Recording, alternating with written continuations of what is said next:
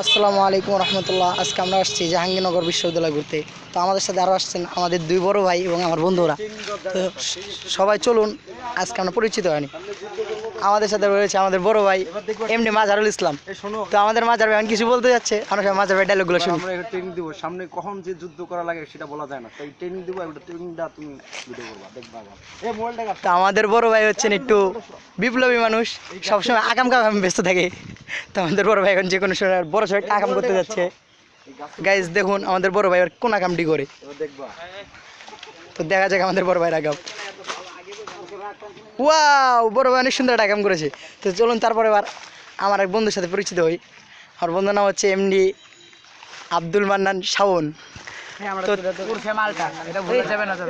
ও ওরফে মালটা, তো তার নিকনেম হচ্ছে মালটা। তো এই বিষয়ে তাকে ভেঙানোর কিছুই নেই, তাকে ভেঙালে সে কোনো সময় মাইন্ডই করে না। তো চলুন আমরা কারণ আমার লজ্জা শরম নেই। এ আছে কিন্তু ভাই ওরকম দিকে না। যেটা আমার বন্ধু বলছে আমি আর কি বলবো। এটা দেখো ভাইয়া 1200 টাকা, ঠিক আছে?